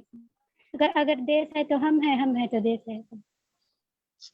समस्या ये खड़ी है कि जो कुछ ये आज परिस्थिति आई जो सामने खड़ी है हमारे, और अपने देश को पहले जातिवाद में बांटा गया, इसके बाद भ्रष्टाचार की खेती की गई, इसके बाद जब उनका पेट नहीं भरा तो धर्म की लगा दी गई, जिससे हिंदुस्तान जल रहा है। जो असलियत है, एक ये बहुत बड़ी समस्या है और उसी में डिवाइडेशन है, अपना उल्लू सीधा किया जा रहा है और देश के धन पर नजर है। जो कर्मचारी तबका है ये संगठित तबका है, और ये ऐसा संगठित तबका है जो डकैती में शामिल है, जिसको हम चुनकर भेजते हैं, यानी जिसको हम मुल्क का मसीहा बना देते हैं और दूध से क्रीम को वही डकार लेते हैं। ये समस्या खड़ी है हमारे सामने, ये परिस्थिति है। न इसमें जाति का सवाल है न धर्म का। 1857 से जब लड़ाई शुरू हुई देश की, महात्मा गांधी तो 1917 में आए और 90 साल के सफर में 1 लाख लोग देश को बचाने के लिए खड़े हुए थे, महात्मा गांधी जी के नेतृत्व में। ये इतिहास कह रहा है। तो सवाल ये खड़ा है, फिर भी गाली मिलती है, गांधी को गोली मिलती है, दोनों चीजें होती हैं जो सामने खड़ा है। और सवाल तो ये खड़ा है कि ये बेईमान चाहे जिस धर्म के मानने वाले हों और किसी भी बिरादरी के लोग हों, यदि ये भारत को लूट रहे हैं तो इनकी नाक काटी जानी चाहिए। अगर ये शुरुआत हो जाए तो एकदम से बदलाव हो जाएगा। सवाल तो ये खड़ा है कि जो राजनीति का व्यक्ति जाता है वो भी चोरी में शामिल होता है, वो सब जानते हुए हिस्सा बांट करता है। आज हमारे आंखों के सामने जो आदर्श थे महात्मा गांधी जी के, वो सब दफन हो रहे हैं। मैं बैठे देख रहा हूं, खून खोलता है। और पीछे व्यवस्था और काम करने के बाद, आरटीआई के बाद भी जो निकाला गया, तमाम लूट पकड़ी गई, लेकिन कार्रवाई नहीं हुई, क्योंकि सिस्टम पूरा एक है और राजनीतिक लीडर उसमें शामिल है। कई ऑडिट माननीय संदीप जी के मार्गदर्शन में कराए गए, विकास खंड स्तर पर ऑडिट हुए, लेकिन कार्रवाई नहीं हो पाई उन पर। यह समस्या खड़ी है। भारत लूट रहा है। अगर हमारा घर लूटा जाएगा तो हम तो पिस्तौल उठाएंगे अगर हमें मौका मिला, लेकिन अगर देश लूट रहा है तो हम बैठे देख रहे हैं। ये समस्या खड़ी है, ये एक बहुत बड़ी समस्या है। और राज्य के राजनीति और व्यवस्था के लोग डकैती में शामिल है। भारत लूट रहा है, ये कैसे बचे, ये सवाल खड़ा है। जाति के जब प्रश्न उठेंगे तो हम टूट जाएंगे, अलग अलग हो जाएंगे। और सियासत हमें वही देती है, जो राजनीति है वही देती है कि आप जात में अलग अलग हो जाए और अलग अलग होकर के वो अपना उल्लू सीधा करें। ये स्थिति है। अभी जब चुनाव शुरू हुआ तो हुआ ये कि कुछ सर्टिफिकेट बनवाने के लिए बात कही गई। पहले वो अदेय प्रमाण पत्र बनाया जाएगा, ब्लॉक स्तर पर बनाया जाएगा और जिला पंचायत का बनेगा और अमीन देगा। सबने लूटा, ग्राम पंचायत स्तर पर भी लूट की गई और जो ये लीडरशिप के लिए लोग लड़ते रहे, ये सब पैसे देकर आए। मेरा झड़प भी हुआ, मैं माननीय संदीप जी को अवगत भी कराता रहा। मेरे साथ एक साथी बैठे हैं, इनसे पहले 300 लिए गए और उसके बाद 200। जब मैंने कहा उस वीडियो से, तो वीडियो मुझसे बोला कि अरे इतनी शराब पिला रहे हो, इतना खर्चा कर रहे हो, तो 100-200 ले लेता है तो क्या उसमें बिगड़ जाता है तुम्हारा? और ये खेल हो रहा है, वोटर भी बिक रहा है। स्थिति ये है कि हर तरफ से कहीं शराब में बिकता है और कहीं उसमें। तो जब ये इतना लूटा करके जाएंगे तो ये पूरा का सिस्टम है, ये कैसे बदला जाए, ये हम सलाह चाहते हैं आप सबसे। ये बहुत समस्या है भारत के सामने और ये गांव से लेकर दिल्ली तक ये परिस्थिति है। और अंत में एक बात कहना चाहूंगा इन नेताओं के लिए कि जमी बेच लेंगे, जमा बेच लेंगे और जमी बेच लेंगे, जमा बेच लेंगे, शहीदों के सर का कफन बेच लेंगे और वतन के सिपाही अगर चुप रहे तो भारत के नेता वतन बेच लेंगे। ये बिल्कुल पक्का मान लेना। देश पूरा लुटा है। किसी भी गांव की अगर जांच करा दी जाए तो करोड़ों के गबन निकलेंगे। एक नाली अगर रामपाल के दरवाजे से लल्लू के दरवाजे तक बनाई गई, दोबारा लल्लू के दरवाजे से रामपाल के दरवाजे पर पेमेंट कर दिया गया। पूरा सिस्टम डकैती में शामिल है, उसके सारे सबूत हैं, पूरा नंगा नाच है। और जो एलआईयू होते हैं, सीआईडी जो गवर्नमेंट की होती है, वो भी तमाशा देख रही है। बहुत सी समस्याएं हैं।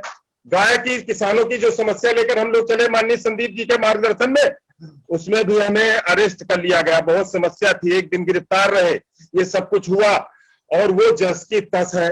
खेत खाया जा रहा है, किसान कर्ज में पैदा हुआ है, कर्ज में भी पला है और कर्ज ही अपने उत्तराधिकार के रूप में बच्चों को छोड़ गया। यूपी की ये परिस्थिति है कि 8 बीघे के नीचे 90% किसान है।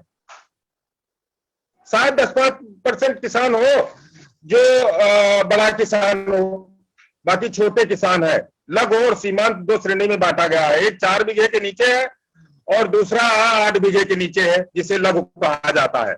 ये परिस्थिति है पूरे उत्तर प्रदेश की। तो ऐसी परिस्थिति है कि घटती फसल में तो होना है घाटा और बढ़ती फसल में भी घाटे पे घाटा। समस्या ये है, वो गरीबी की गवाही है जो फूस की झोपड़ी है।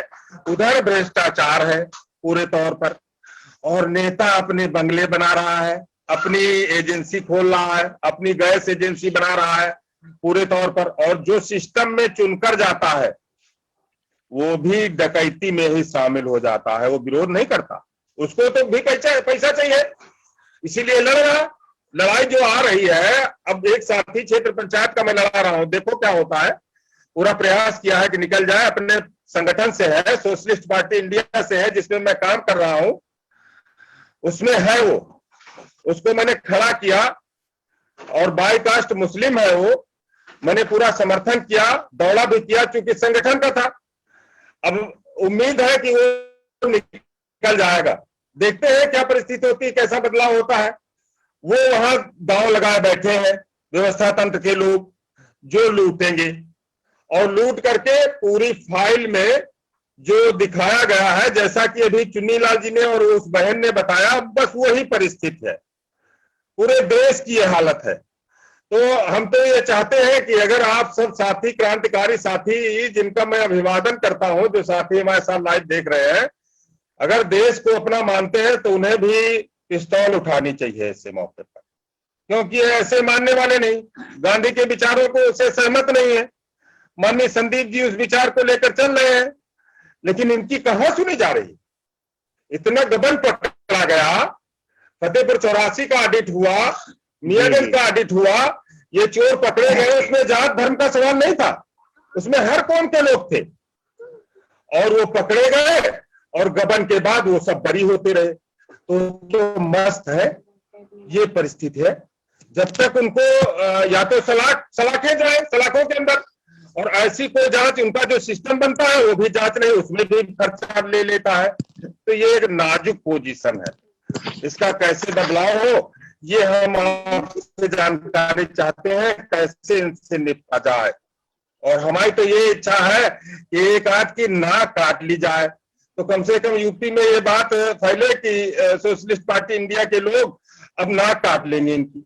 तो जैसी आपकी सलाह हो, हम अपने गुरु से भी और आप सबसे यही सलाह लेना चाहते हैं कि इनसे कैसे निपटा जाए, इन बेईमानों से। इसमें जाति धर्म का सवाल नहीं है, ये हमारा प्रस्ताव है। थैंक यू अनिल जी, वैसे आपने काफी पैशनेटली अपना पक्ष रखा, एंड आपने बिल्कुल सही कहा कि ये चीज अंग्रेज यूज किया करते थे कि धर्म के आधार पे बांटना लोगों को, अपने खुद के इंटरेस्ट के लिए, अपने कॉर्पोरेट इंटरेस्ट के लिए, अपने रिवेन्यू इकट्ठा करने के लिए। एंड यही चीज आते उसके बाद हमारे पॉलिटिशियंस ने कंटिन्यू रखी, धर्म के आधार पे बांटना, कास्ट के आधार पे बांटना, जाति के आधार पे बांटना, डिफरेंट सेक्स बना दिए गए हैं हमारी सोसाइटी के, तो अपने इंटरेस्ट के लिए ऑफ कोर्स। तो बिल्कुल सही कहा कि इनका कोई जाति या धर्म नहीं होता, ये सिर्फ अपने इंटरेस्ट के लिए काम करते हैं। एंड इनका सोल्यूशन क्या है? तो हमारे साथ संदीप जी हैं, जो एक एकेडमिशियन है, एंड आई थिंक देश को उद्धार करने के लिए पॉलिटिक्स में एंटर करे हैं। He is the vice president of socialist party of India.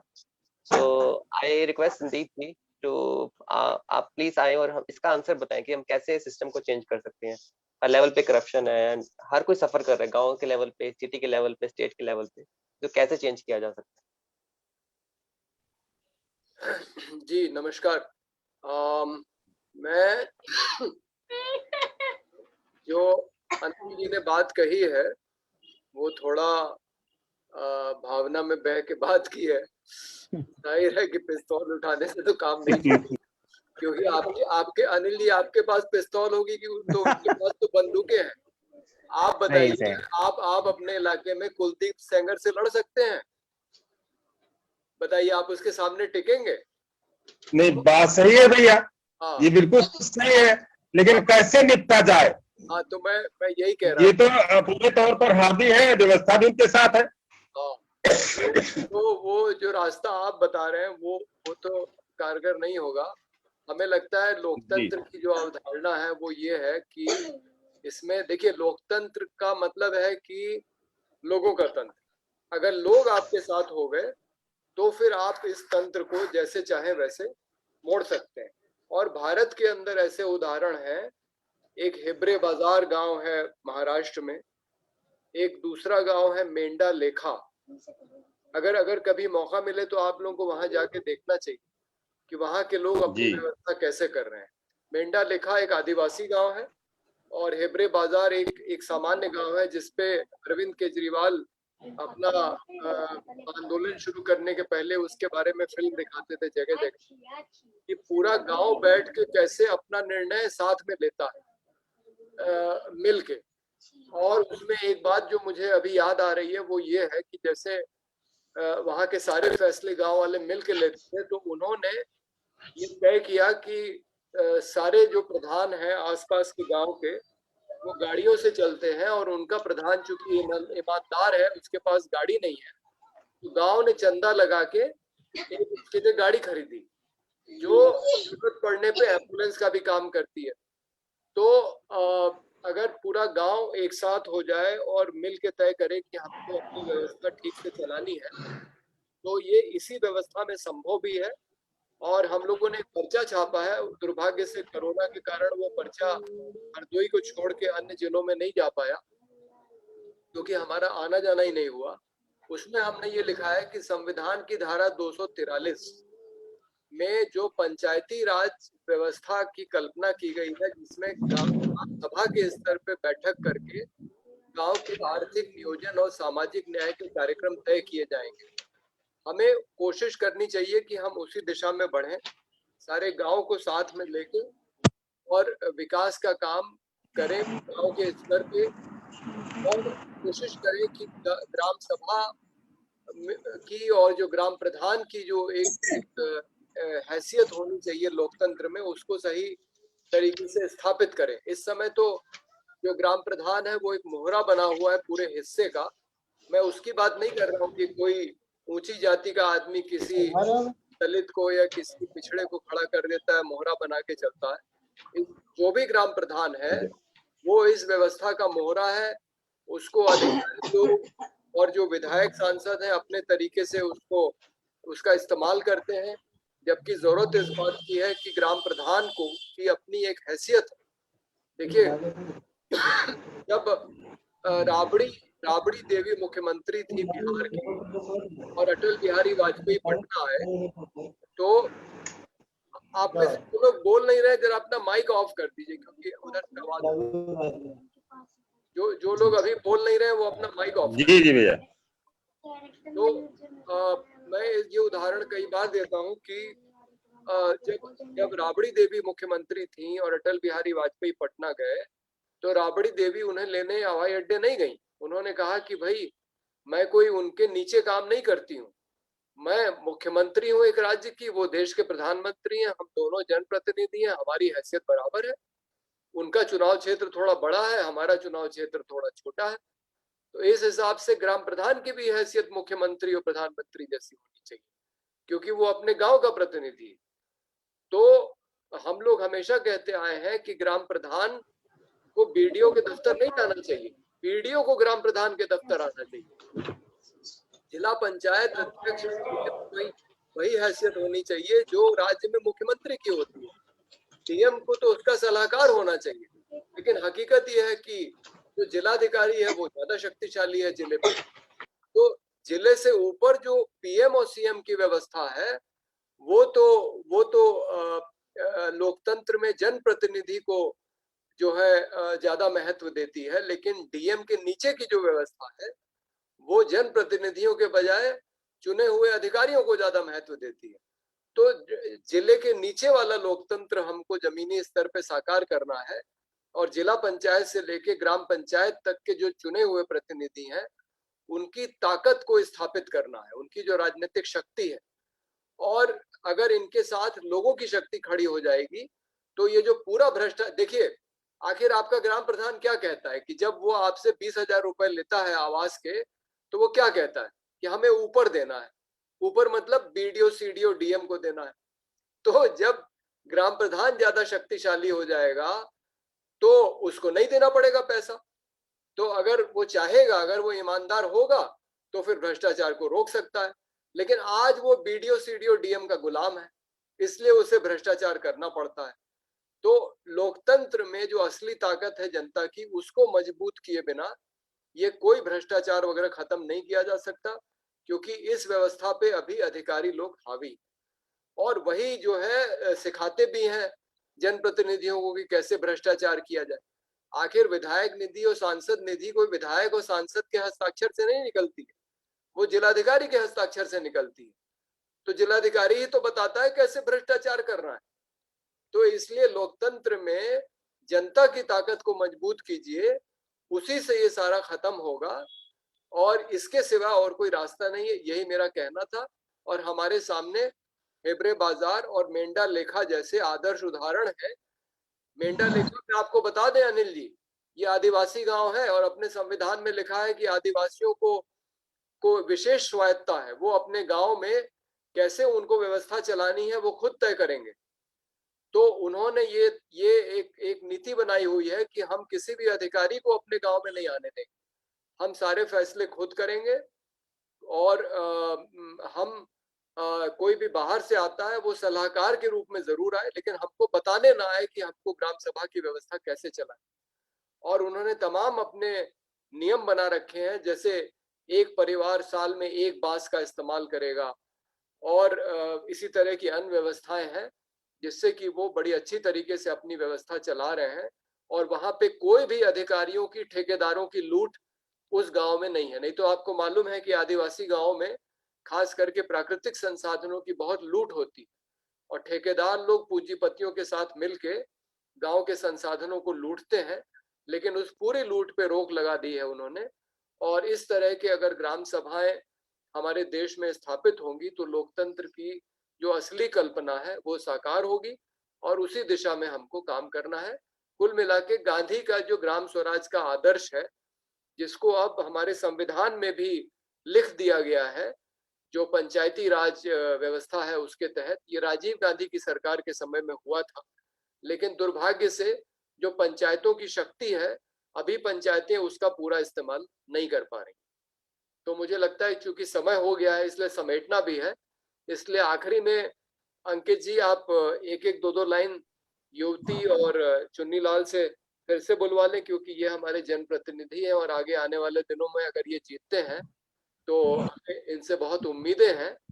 तो इसके साथ हम सब लेखा की कुछ एक डॉक्यूमेंट्री है 12 मिनट की। और किसी का कोई? जी प्रवीण जी क्या बोल रहे हैं? मैं कह रहा हूँ मेंढा लेखा पर एक छोटी सी डॉक्यूमेंट्री है 12-13 मिनट की यूट्यूब पे। आप दिखा सकते हैं? हाँ दिखा सकते हैं, लेकिन लोगों के पास टाइम हो देखने का। नहीं, टाइम है, दिखाइए। मेंढा लेखा पे डॉक्यूमेंट्री तो बहुत महत्वपूर्ण होगी। दिखा दीजिए।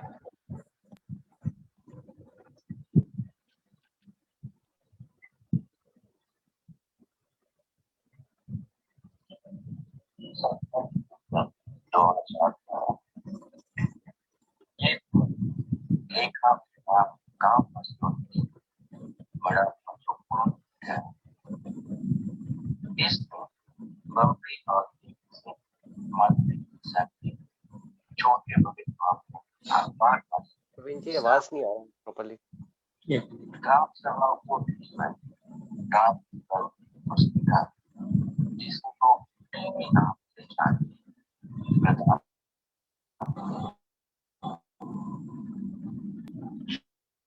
एक पर्ची का इतना महत्व। कब आ रही है?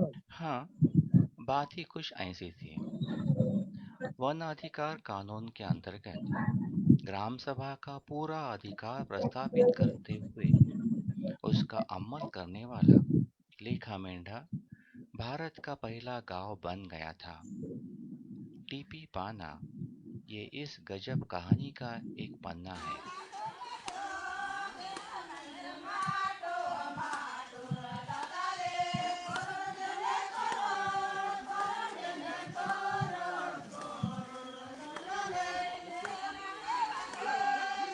लेखा मेंढा महाराष्ट्र के गढ़चिरोली जिले के वन क्षेत्र में 800 गोंड जनजाति आबादी का एक गांव। 1950 में सारे वनों के संरक्षण और संवर्धन की जिम्मेदारी सरकारी वन विभाग ने ले ली। पारतंत्र में बना 1927 का इंडियन फॉरेस्ट एक्ट लगाया गया और सदियों से चले आए वनवासियों के अधिकार कुचल दिए गए।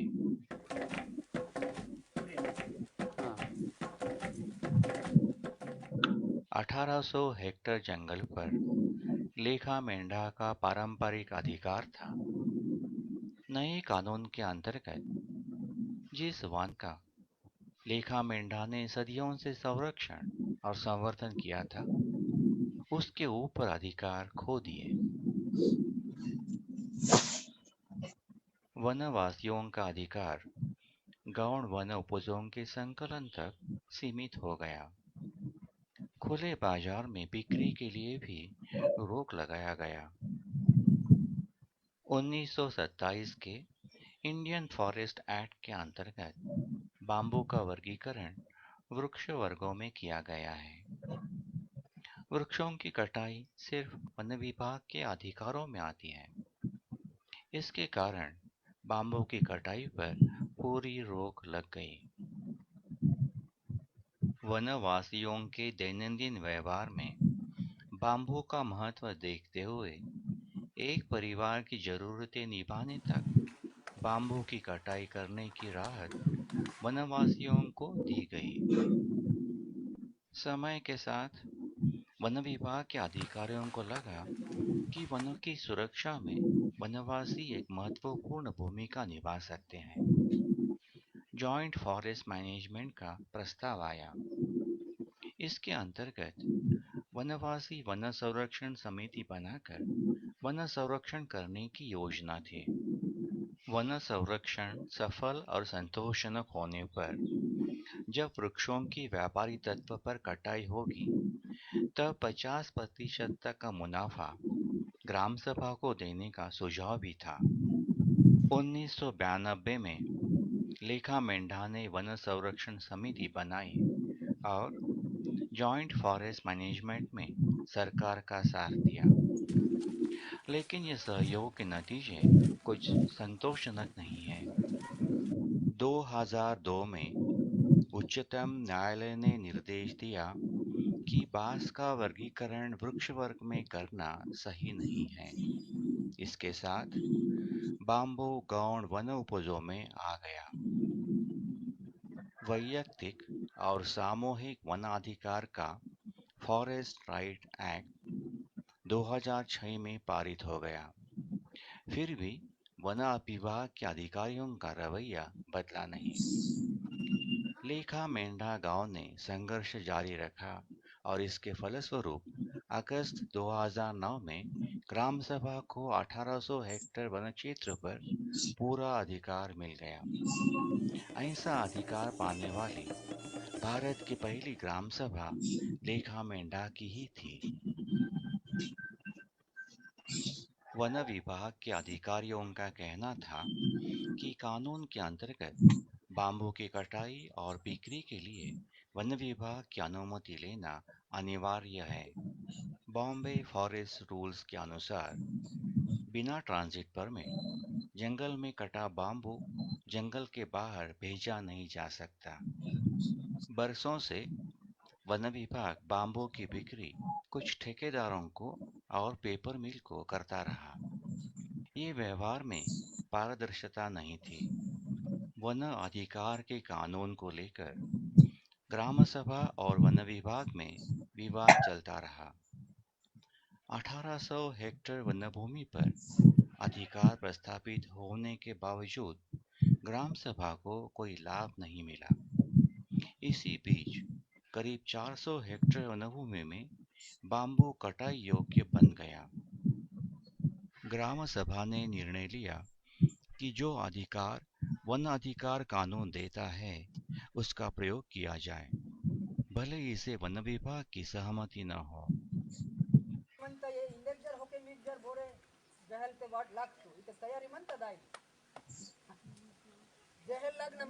फरवरी 2011 में लाक्षणिक तौर पर वन अधिकार का प्रयोग करने का निर्णय हो गया।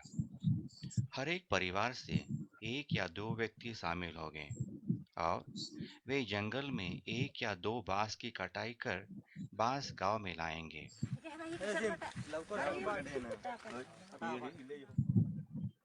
ये आंदोलन कानून भंग करने का नहीं था, बल्कि कानूनन अधिकार प्रस्थापित करने का था।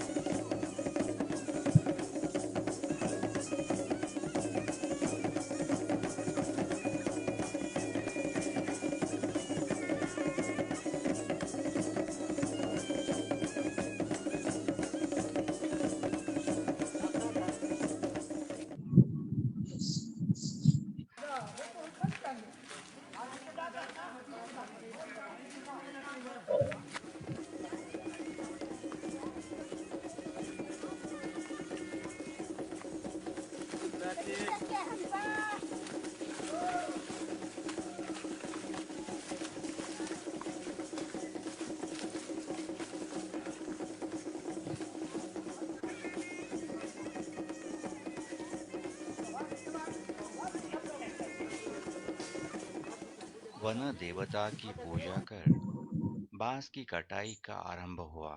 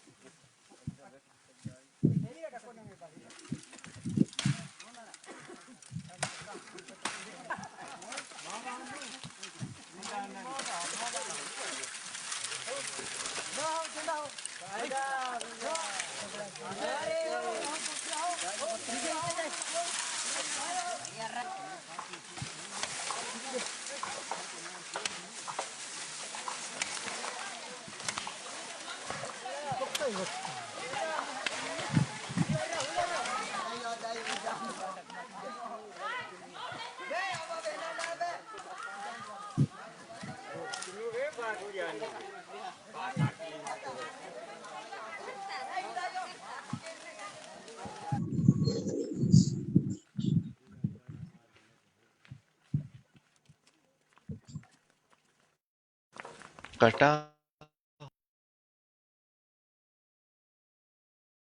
बाम्बू बड़े रास्ते से और वन विभाग के पदाधिकारियों के सामने से गांव में लाया गया।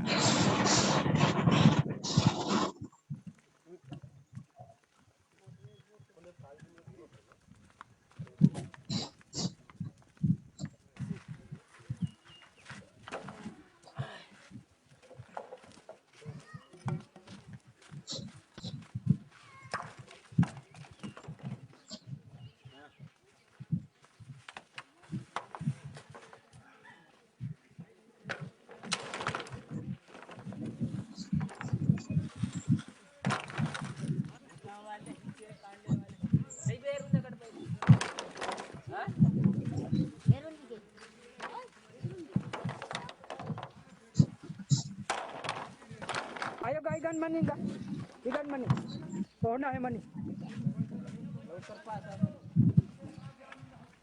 ayo hike ho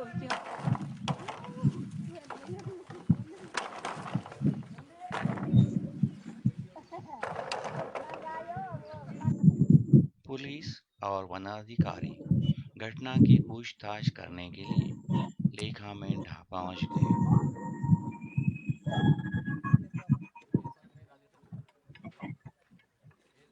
पुढारी नाही तुम्ही सेवक आहात मालक कोण आहे लोक आहे लोक त्याचा निर्णय घेतील की कोणाला अध्यक्ष करायचा सभेपुरते सभा संपला वन विभाग का कहना था कि बिना अनुमति बांस काटना अपराध है। ग्राम सभा का कहना था कि शासकीय नकारात्मक भूमिका से वो तंग आ गए हैं। 2 सालों से बहस चल रही है और कोई निर्णय हो नहीं रहा।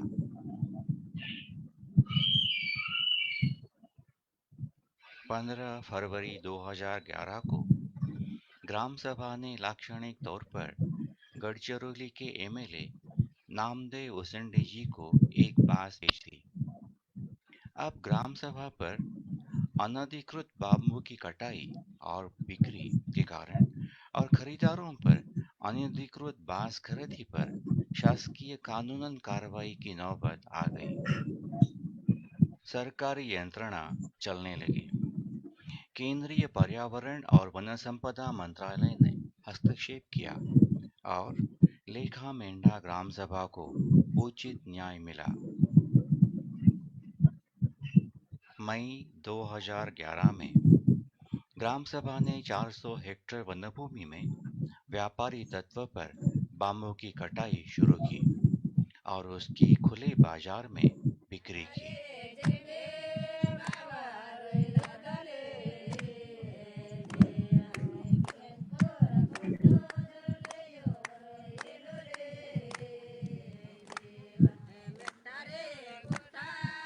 इस व्यवहार में ग्राम सभा ने 20 लाख रुपयों का कारोबार किया और 12.5 लाख का मुनाफा कमाया।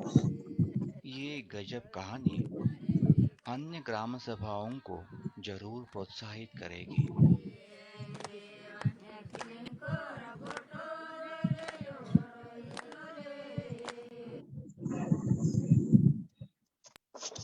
Thank you Praveen ji documentary दिखाने के लिए।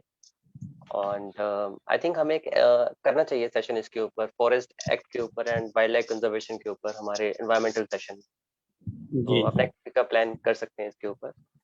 इसके साथ आई थिंक हमारा टाइम भी ओवर हो रहा है, तो मैं रिक्वेस्ट करूंगा कि हमारे जो गेस्ट हैं चुन्नीलाल जी, राकेश जी और युवती जी, कुछ आखिरी लाइन, कुछ पंक्ति कहना चाहते हैं। चुन्नीलाल जी, हम आपसे स्टार्ट करते हैं। हमें लगता है कि जैसे जो कैंडिडेट हमारे इस पंचायत चुनाव में आ रहे हैं या जनता का प्रतिनिधित्व करने के लिए जनता के बीच आना चाहते हैं या आ रहे हैं, तो सबसे पहले उन्हें जो ग्राम पंचायत के अधिकार हैं उनकी जानकारी उन्हें होना चाहिए, विधिवत वो पढ़ ले। दूसरा है, सरकार की जो भी योजनाएं हैं उनके विषय में उनको ज्ञान होना चाहिए, क्योंकि बिना ज्ञान के वो जनता को जागरूक नहीं कर सकते हैं, जनता के अधिकारों के लिए लड़ नहीं सकते। इसलिए सबसे पहले जनता के जो अधिकार हैं, संविधान के अधिकार हैं, ग्राम प्रधान के जो अधिकार हैं, जिनकी जानकारी उन्हें होना चाहिए, वो ठीक से विधिवत से पढ़ ले, तब जनता के बीच में उतरे। थैंक यू चुन्नीलाल जी। राकेश जी, युवती जी, आप कुछ कहना चाहते हैं? आपका माइक ऑफ है।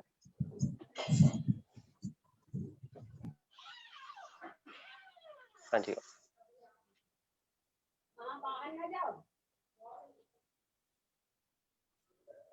युवती जी, राकेश, आई थिंक का कनेक्शन टूट गया है। तो जैसे आज हमने डिस्कस किया कि गांव के इशू के बारे में डिस्कस किया, एंड हमने रियलाइज किया कि गांव के इश्यूज बेसिकली कहीं ना कहीं लोगों की अनएजुकेशन, अज्ञानता की वजह से है। एंड ठीक है, हम जब काम कर रहे होते हैं गांव में, एफर्ट कर रहे होते हैं इसको ठीक करने के लिए, तो कहीं ना कहीं फ्रस्ट्रेशन भी आती है। जैसे अनिल जी ने बताया कि अब हमारा घर लुट रहा है, हम क्या करें, तो फ्रस्ट्रेशन आती है, मतलब इमोशन हो जाता, इमोशन भी आता है। तो संदीप जी ने भी बताया कि इमोशन में कुछ गलत स्टेप लेना, लाइक मारना वगैरह, is not a right thing to do. And ठीक है, एक long process, democracy is a long process, democracy पे विश्वास रखना चाहिए। एक सफरिंग अटैच होती है जब हम सत्याग्रह का मार्ग फॉलो करते हैं किसी चीज के लिए, बट वो सफरिंग से लोग आपस में जुड़ते हैं। एंड जब तक लोग जुड़ेंगे नहीं, तब तक आपका कोई भी, आपका जो ऑब्जेक्टिव अकम्प्लिश नहीं हो सकता। तो डेमोक्रेसी में विश्वास रखना, डेमोक्रेसी के थ्रू चलन करना, डेमोक्रेसी के थ्रू ही अपने ऑब्जेक्टिव अचीव करना, एंड डेमोक्रेसी से हमारे गांव, हमारे खेत, हमारी स्टेट्स, हमारी सिटीज इंप्रूव कर सकती है। And with democracy not even the people learn, the government also learn. तो in the end I would like to say कि अगर हम अपने देश से प्यार करना, देश की बाउंड्री से प्यार करना नहीं होता, देश के लोगों से, देश के पेड़ों से, देश की नदियों से, देश के जानवरों से और देश के लोगों से, या किसी भी जाति के हो, किसी धर्म से, किसी भी धर्म के हो, जब तक वो प्यार नहीं होगा एक लीडर में, एक पॉलिटिशियन में, तब तक आई थिंक हम हमारा देश महान नहीं बन सकता। So on this note, I would like to end the session. So I thank you जो भी गेस्ट हमारे साथ जुड़े हैं, चुन्नीलाल जी, Sandeep ji, Anil ji, Praveen ji, Yuvati ji and Rakesh ji. Thank you. आपको भी धन्यवाद। 1 मिनट मौका चाहते थे चलते चलते, जी जी, अगर हो सके। हाँ जी, मैं ये कहना चाहूंगा कि मान लो हमारा साथी हार जाता है, तो वो फिर कैसे निपटे इस समस्या से? इस पर मैं कुछ वो बोलूं? तो आपने दिखा दी डॉक्यूमेंट्री की जनता ने मिलकर के वन कानून के को चुनौती दी और वो सफल हुए। लेकिन अगर हार जाता है, वो तो 5-5 भाग, 7-7 भाग में लोग लड़ रहे हैं और निशाना केवल पैसे का है, ऐसी परिस्थिति है। और हमारा कैंडिडेट जो लड़ रहा है उसको ना हम पैसा खर्च कर रहे हैं, ना दारू पिला रहे हैं, ना हम माल दे रहे हैं, और ना वो वितरण कर पा रहे हैं। मोटरसाइकिल से, साइकिल से दौड़ा कर रहा, पैदल जा रहा, तो उसका तो बहुत कठिन है। तो हार जाता है, तब इस चुनौती से कैसे निपटे? अनिल जी, आई थिंक इसके हम सेपरेट सेशन रख सकते हैं इलेक्शन के ऊपर, कि इलेक्शन प्रोसीजर कैसा है, एंड इलेक्शन कमीशन के ऊपर। तो आई थिंक काफी बड़ा टॉपिक है, पूरी उसकी जो लॉजिस्टिक कैसे तैयार की जाए। हाँ जी, काफी बड़ा टॉपिक है, we should take it separate. कल रखिए, ठीक है। नहीं, लेकिन चुन्नीलाल कुछ बोलना चाह रहे हैं, उनको बोल रहे। जी जी जी, बिल्कुल। मिश्रा जी जो कह रहे हैं, लोगों ने हमसे भी यही कहा, बोले कि आप अभी आए हैं और हार जाएंगे तो गायब हो जाएंगे, पता नहीं। तो हमने लोगों से कहा, हमने कहा कि देखिए, इसमें हार और जीत की नहीं बात है। अगर हमें जानकारी है और हमें योजनाओं की जानकारी है, अपने अधिकारों की जानकारी है, तो चाहे कोई भी प्रधान या कोई भी सरकारी कर्मचारी हो, हम अपने अधिकारों की जानकारी की बदौलत उस प्रधान को झुका सकते हैं, जनता के अधिकार दिला सकते हैं। इसलिए हार और जीत का इसमें कोई बात नहीं है। जो भी जीते, अगर अधिकार मालूम है, कानून मालूम है, तो वो लोग आपसे डरेंगे, जनता से डरेंगे। बहुत बढ़िया। एकदम एकदम यही बात मैं भी कहना चाहता था। मैं भी अनिल जी को ये कहना चाहता हूँ कि अभी भी इस समय सोशलिस्ट पार्टी का कोई भी प्रतिनिधि कहीं भी नहीं, ठीक है। इसके बावजूद आज उन्नाव जिले में शायद जो जिलाधिकारी, जिले स्तर के जो अधिकारी हैं, वो जितना किसी विधायक और सांसद का दबाव जितना मानते होंगे, उससे कम दबाव अनिल मिश्रा का नहीं मानते। जी जी, सही बात भैया। एक बार मुझे ब्रिजेश सब पाठक, बधाई आपको जाती है, ये आपकी ताकत की अरे भाई आप वजह से है, मेरा तो कुछ नहीं है। नहीं भाई, उन्नाव के स्तर पे, परिवर्तन उन्नाव के स्तर पे तो आप ही लोग जानते हैं। जी, और आप किसी अधिकारी के सामने जब खड़े हो जाते हैं, क्या आपका दबाव किसी विधायक सांसद से कम होता है? नहीं, उससे तो ज्यादा है। तब उनकी तो बात नहीं चलती सामने पर, ये बात सही है, लेकिन ये सारा श्रेय आपको जाता है।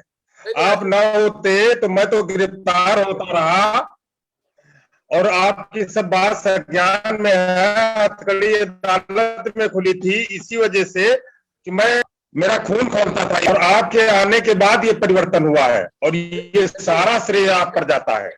नहीं, वो बात सही नहीं है अनिल जी, क्योंकि बिना जमीनी ताकत के हमारी भी कोई ताकत नहीं है, ये भी आप समझिए ना।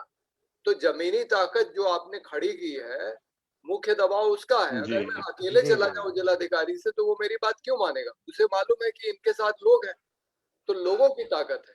और एक बार मैं इस कार्यक्रम को खत्म करने के पहले बता दूं, ब्रिजेश पाठक जो आपके जिले के हैं, उत्तर प्रदेश के बड़े मंत्री हैं, इस समय विधि मंत्री हैं, न्याय विधि में, हाँ, वहाँ उन्नाव के ही रहने वाले हैं। उन्होंने बताया मुझे कि तब वो बहुजन समाज पार्टी में थे, तब उन्होंने मुझे एक बार बताया था कि आपके कार्यकर्ता थोड़े हैं, लेकिन वो ज्यादा मजबूत है हमारी पार्टी से। जी जी जी, ठीक है ना। तो आप अपनी शक्ति को पहचानिए, आप हनुमान जी हैं, अपनी शक्ति को पहचानिए। ये सारा श्रेय आप पर जाता है। आपने हमें एक दिशा दी है, और हम आपसे बराबर सलाह ले रहे हैं। और आप महात्मा गांधी के स्वरूप हैं, गांधी जी की पदवी कोई नहीं पा सकता। बस ठीक है, बहुत इसको बहुत ज्यादा बढ़ा चढ़ा के बताने की जरूरत नहीं है, लेकिन कुल मिला के जनता, ये सच है, नहीं, जनता की ताकत को मजबूत करेंगे, तभी लोकतंत्र मजबूत हो। और ये भी नहीं, ये तो पूरी प्रयास है। संदीप भैया, ये भी बात है कि सांसद विधायक की जब नहीं कोई सुनता है, सांसद विधायक भी नहीं सुनते अधिकारी, तब वो जनता को लेकर बैठता है धरने पर। बिल्कुल बिल्कुल, हाँ, सही बात। जबकि सांसद विधायक होते हुए भी सही बात, जनता का साथ लेता है। जी भैया, ठीक है। अब इसको चुनाव हो जाए, फिर लड़ाई के मैदान में कूदा जाए फिर। हाँ बिल्कुल, बस जी जी, अंकित तैयारी है। अंकित जी को बहुत बहुत धन्यवाद। हाँ जी, धन्यवाद सभी को। ओके।